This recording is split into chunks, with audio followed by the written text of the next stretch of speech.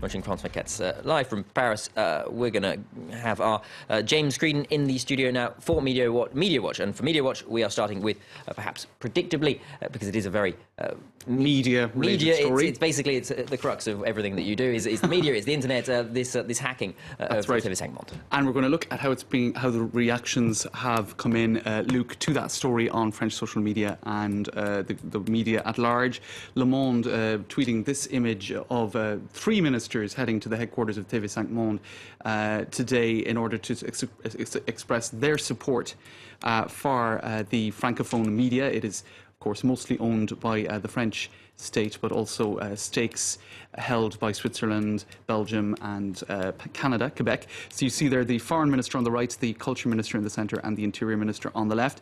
And the foreign minister, Laurent Fabius, also tweeted his solidarity and support for TV5 Monde and the whole notion of freedom of the press and freedom of expression. This, of course, just 3 months after the Paris attacks. So perhaps no surprise that there was a big display of solidarity from the French state and from the French government for the whole notion of freedom of defence, even if it wasn't a violent act of terrorism. This time the Interior Minister, Bernard Cazeneuve, did not hesitate to call this cyber attack a terrorist attack, a form of terrorism from his point of view.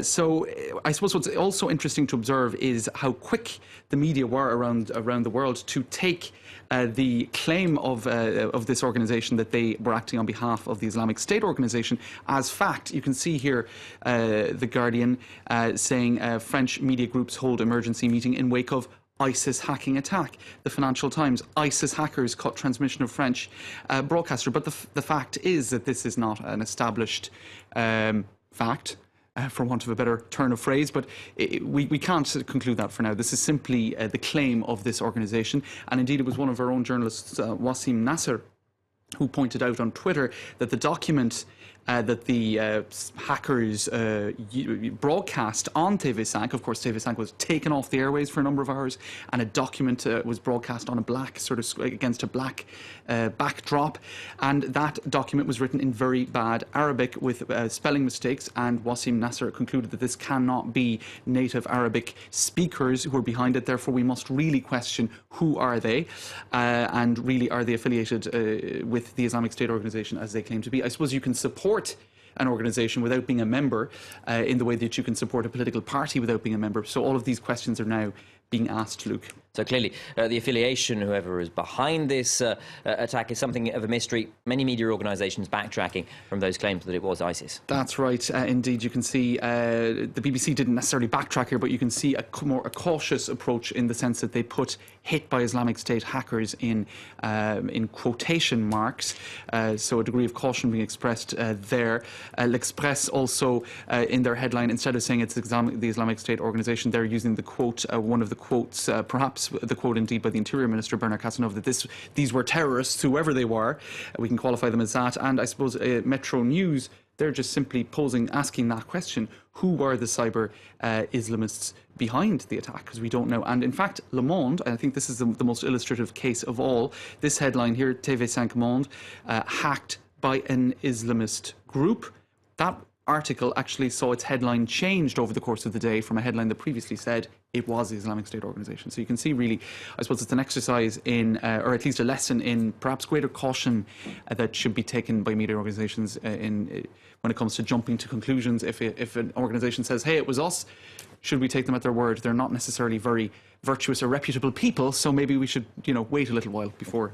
And of course, the headline writers in the 21st century don't have the advantage of a deadline where they go to print, so they can't make the indeed a pressure to get it out there online to publish the article, and they can make those modifications as and when they feel fit. Something of a different tone now for the next story, and this is once again perhaps the deteriorating relations between the US and Israel.